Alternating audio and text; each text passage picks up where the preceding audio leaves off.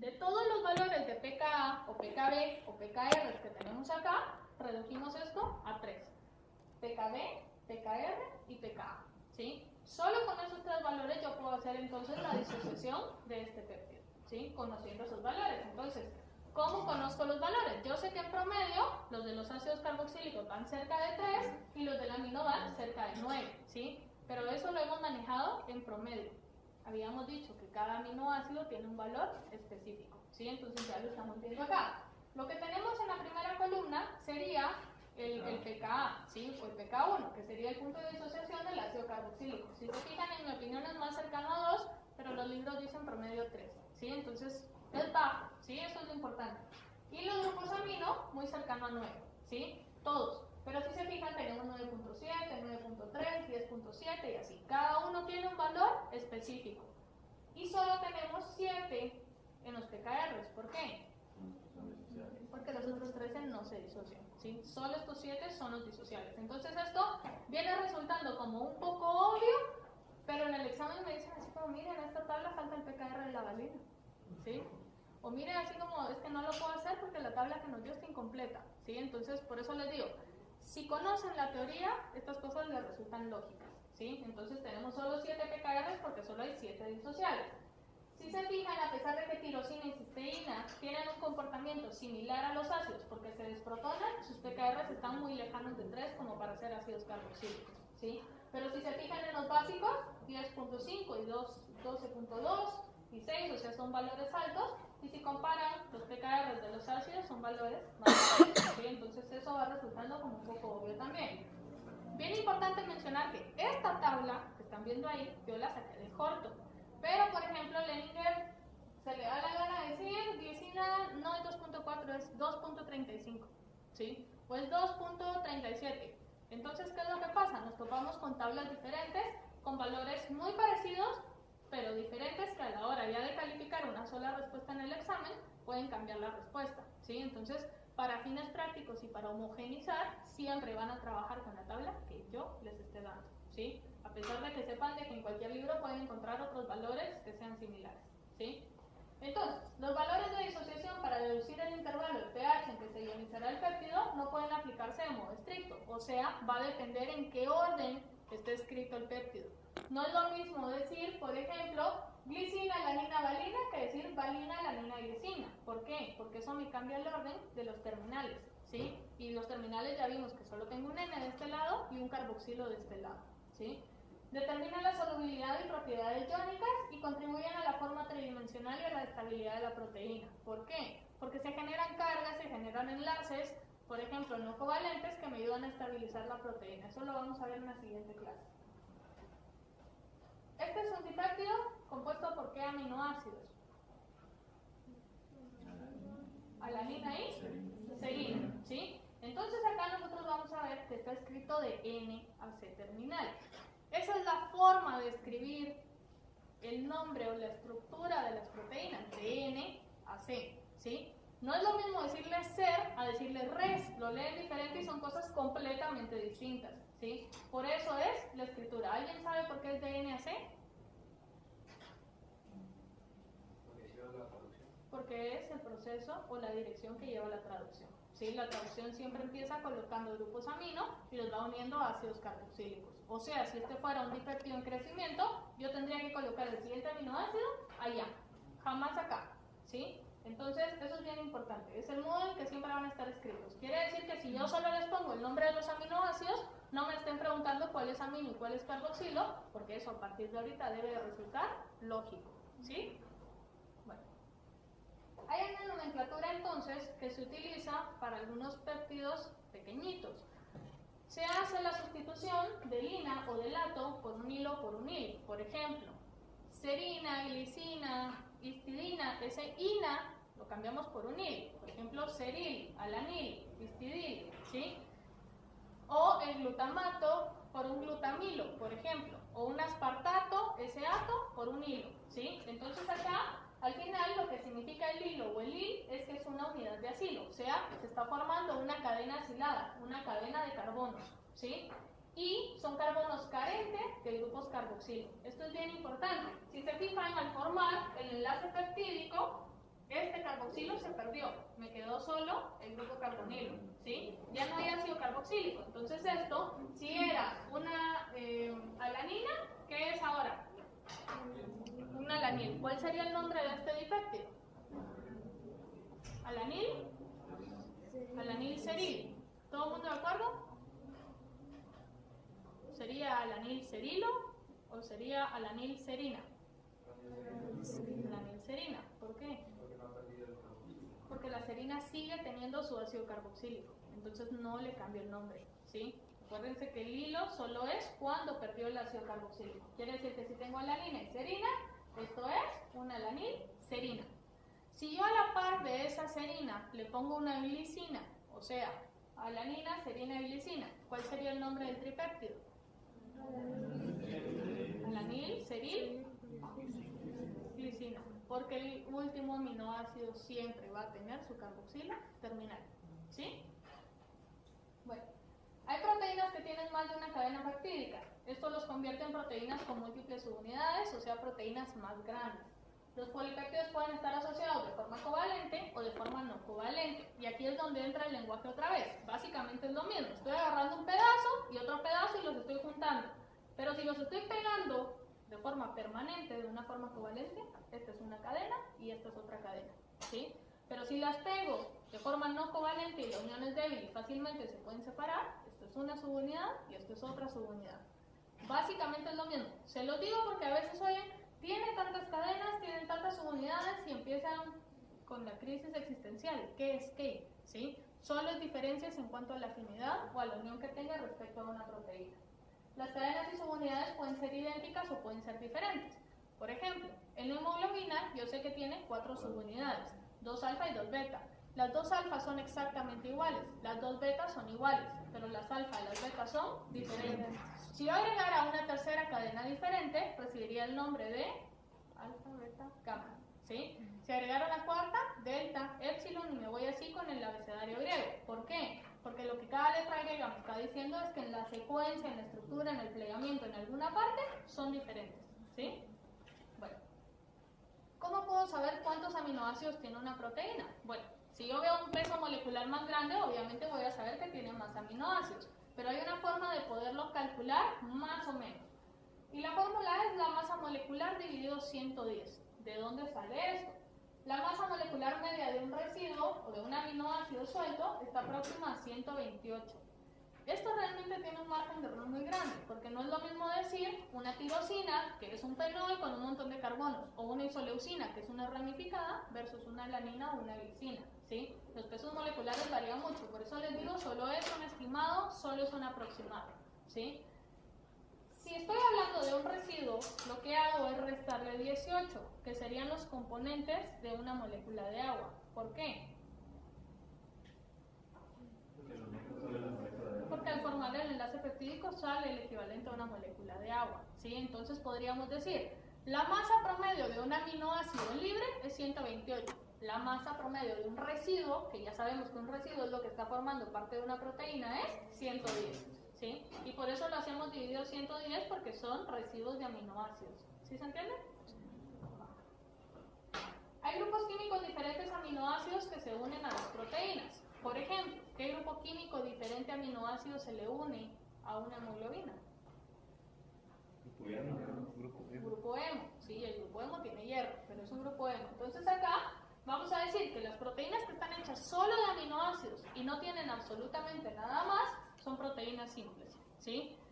El porcentaje de proteínas simples dentro de la naturaleza es bien bajo, relativamente bajo. ¿Por qué? Porque realmente el grupo prostético o este componente es el que se asocia a la función. Por ejemplo, en la hemoglobina es el grupo hemo quien se encarga de cargar el oxígeno, quien se encarga de liberarlo. La proteína solo es todo el soporte para que ese hemo pueda funcionar, ¿sí? Estas proteínas que tienen otros compuestos diferentes aminoácidos son las proteínas conjugadas. De estas sí hay un montón y hay diferentes clasificaciones. Lo que tiene o lo diferente al aminoácido se le conoce como grupo prostético. Aunque más adelante cuando veamos enzimas vamos a ver que la clasificación es un poco más detallada, ¿sí? Hay grupos prostéticos, hay cosustratos, hay cofactores, hay iones metálicos, por ejemplo, que van haciendo la diferencia entre una cosa y otra, si son de origen orgánico o si son de origen inorgánico. Como les dije, eso lo vamos a ver más despacio. A grandes rasgos me interesa que sepan que por el momento le vamos a llamar grupo prostético a eso que no es aminoácido, ¿sí? La clasificación entonces va a ser dependiendo de quién sea el grupo prostético. Por ejemplo, la hemoglobina sería una hemoproteína, porque tiene un grupo hemo. Dentro de las hemoproteínas también estaría la mioglobina, por ejemplo, que también tiene un grupo hemo. Y así nos iríamos. Si el grupo prostético es un lípido, es una lipoproteína. Si es un carbohidrato, es una lipoproteína. Si es un fosfato, es una fosfoproteína. Y así nos podríamos ir con la cantidad de grupos prostéticos que hay. Podemos agrupar todos los metales como metaloenzimas o metaloproteínas, por ejemplo, ¿sí? Entonces hay un montón, vamos a ir viendo más a detalle proteínas específicas. Bueno, vamos a hacer un ejercicio entonces. Tenemos acá un péptido que es GFB, o sea, lisina, fenilalanina, valina. Como les dije, no espero que sepan qué es cada letra, pero sí que sepan que hay un código de una letra, al que pueden ir a buscar qué es cada una, ¿sí? Quiero que determinen el punto isoeléctrico y la carga neta pH de 7.4. Lo vamos a hacer, ¿sí? Solo quiero que me digan, para empezar, ¿qué necesitan saber? ¿Qué es lo primero que tienen que ir a buscar o lo primero que tienen que saber? Eso sería lo primero que tendrían que saber.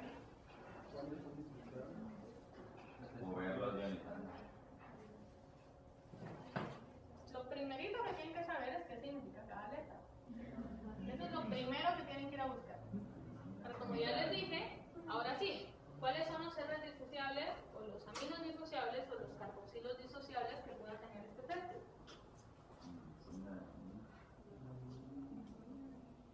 Alanina. La glicina, el amino. El amino de la glicina, sí. ¿Cómo lo dibujo? ¿Protonado o desprotonado? Protonado porque siempre empiezo con mi estructura 100% protonada. ¿Qué más me interesa? El carboxilo de la valina. Bueno, ya sé cuáles son los disociables. ¿Hay algún R disociable acá? ¿Sí o no? ¿Seguros? ¿Sí o no? Fenilalanina. Ninguno es R disociable, ¿sí? Entonces no me interesa ningún R disociable. Me interesa ir a conocer valores de pKa, pKb y pKr. Entonces estoy viendo, ninguno tiene pKr, ninguno es R disociable. No existe, ¿sí? Entonces, me interesan valores de pKa y de pKb. El pKa, ¿a qué grupo funcional corresponde? ¿Y el pKb? Al amino. Bueno, entonces, ¿qué valores me interesan de esta tabla? El 9.6. 2.34 y 9.62. No. 9.6 y 2.32. Me interesa el valor del pKb, de la glicina y del pKa de la valina. O sea, yo sé que este amino se va a disociar a un valor de pH de 9.6, ¿sí? Y yo sé que este carboxilo se va a disociar a un valor de 2.32. ¿Cómo lo sé? Porque lo estoy viendo en la tabla, ¿sí? Entonces, ¿cuál sería mi primer punto de equilibrio para disociar este péptido? 2.32. ¿Por qué? Porque dijimos que lo primero que hacíamos era ordenarlos de forma ascendente. ¿Qué pasa por arriba de 2.32 entonces? ¿Qué cambio físico ocurre? Bien. El amino. Siguiente punto de equilibrio. Siguiente punto de equilibrio. 9.6. ¿Qué pasa a 9.6? Bien. El amino. Entonces ponemos acá el amino desprotonado. ¿Algún otro cambio que pueda existir? ¿Sí o no? ¿No? Entonces se acabó la titulación. Terminé de hacer mi disociación. Pero eso no fue lo que les pedí. ¿Qué les pedí? El punto isoeléctrico. Entonces, ¿qué es lo que necesito saber? ¿En dónde está la carga con 0? La carga neta 0. ¿Cuál es la estructura A? ¿B? ¿B? Negativo 1. ¿Sí? ¿Quién tiene el 0? La estructura B. ¿Cómo calculo el punto isoeléctrico de este péptido? 2.32. Está entre 2.32 9.32 y 9.6. Quiere decir que el punto isoeléctrico es... ¿Cuánto? ¿Cuánto?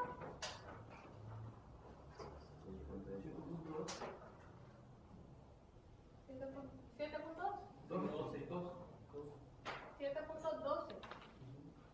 No. Este es mi punto isoeléctrico entonces, ¿sí? Entonces ya tienen una respuesta. Valores por debajo del punto isoeléctrico. ¿Qué carga neta predomina? ¿Positivas o negativas? Valores por arriba del punto isoeléctrico. ¿Qué cargas predominan? Solo que es 5.96, no 7.2. 5.96. ¿Sí se entiende esta parte de acá? ¿Sí? Valores por abajo del punto isoeléctrico, o sea, 5.95 a 0, tienen que tener cargas positivas. Positivo 1, positivo 2, positivo 3, no sé qué magnitud, pero sé que positivo. ¿Sí? Valores por arriba de 5.96 hasta 14, no sé qué magnitud, pero tiene que ser negativa. ¿Sí se entiende esto? Sí. No. ¿Cuál era la siguiente pregunta?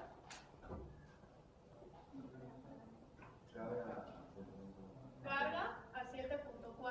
Bueno, entonces, lo primero, lo que la lógica me dice es, la carga a 7.4 es un valor por arriba o por abajo del punto isoeléctrico. Por arriba. Tiene que tener una carga negativa. ¿Por qué? Porque mi punto isoeléctrico es 5.96. Si no lo hacen así y solo lo ven con la estructura, dice 7.4 está por arriba de 2.32 y por abajo de 9.6. ¿Qué carga me daría? Me daría carga 0. Pero ustedes saben que es un valor por arriba y por lo tanto tiene que ser negativo. ¿Sí? Quiere decir que acá, si yo sé que el equivalente acá, a ver Sofía, ¿qué posición? ¿Cuál es el valor de este equivalente? ¿A qué pH se encuentra este al 100%?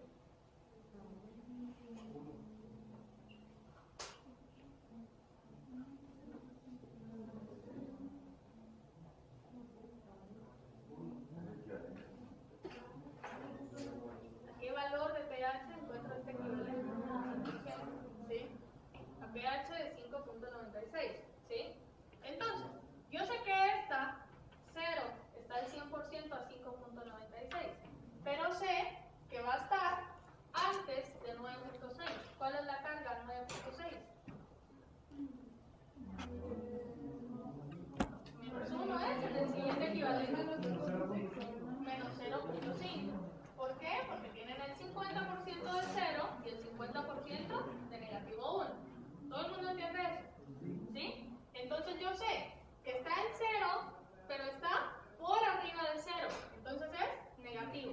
Está por arriba de 0, pero por abajo de negativo 0.5. ¿Cuál es el rango de cargas entonces? Está entre 0 y negativo 0.5. ¿Por qué es 0.5 acá? Porque es el 50%. Entonces tengo, digamos, 50% de esta estructura que tiene carga de 0. ¿Sí? 0 dividido 2. Y tengo el 50% de esta otra estructura que tiene una carga de negativo 1. Negativo 1 dividido 2. Sumatoria de cargas me da negativo 0.5. ¿Sí? Entonces yo sé que está por arriba de esto, pero por abajo de esto. Entonces el rango de cargas es entre 0 y negativo 0.5. ¿Se entiende? ¿El rango de cargas de qué? De toda la... De la molécula. Yo pregunté a pH fisiológico cuál es la carga de la molécula. ¿Sí? Entonces la carga de esa molécula va a estar entre 0 y negativo 0.5. ¿Sí? ¿Todo el mundo entiende? Va. Hay otra forma de poder calcular las cargas a pH fisiológico, pero realmente es un poco más complicada. Igual se los voy a enseñar para que sepan que existen más formas de hacerlo. ¿Sí?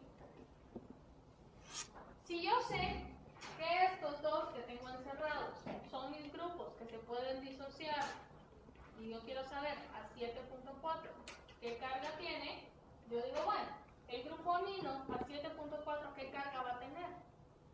¿Protonado o desprotonado? Protonado. ¿Por qué? Porque 7.4 es un valor Va a tener una carga positiva. ¿Sí? ¿Me interesa algún valor de acá? No, porque nada se protona ni se protona. Pero acá sí. ¿Qué valor me interesa? El 2.32. Y 7.4 está por arriba de 2.32. ¿Sí? Quiere decir que tiene una carga neta de negativo. ¿Sí? Si hacen la sumatoria de cargas, entonces les quedaría positivo, negativo, y la sumatoria de cargas sería 0. ¿Sí? Pero no se pueden quedar con este 0, sino tienen que ir a buscar el negativo 0.5. ¿Sí se entiende? Esto que está acá son 3 péptidos que yo les puse, tratando de pensar todo con lo que se pueden encontrar. R disociables, esta es una tirosina, esta es un aspartato, por ejemplo, y a veces los van a encontrar en extremos. Esta es una histidina, por ejemplo, que está con un carboxilo terminal. En estos casos, la histidina es o no un R disociable. Quiere decir que toman en cuenta el valor R y toman en cuenta el carboxilo terminal. Y lo disocian en el momento en que lo tengan que disociar. Lo ordenan de forma ascendente. ¿Sí? Esta R se comporta igual que como que estuviera en medio. ¿Sí? Exactamente igual. Estos 3 que están acá los van a tener que resolver para la segunda hoja de trabajo. Esa ya está en academia junto con estas 2 clases, la 1 y la 2. ¿Sí? Entonces, creo que fue lo último.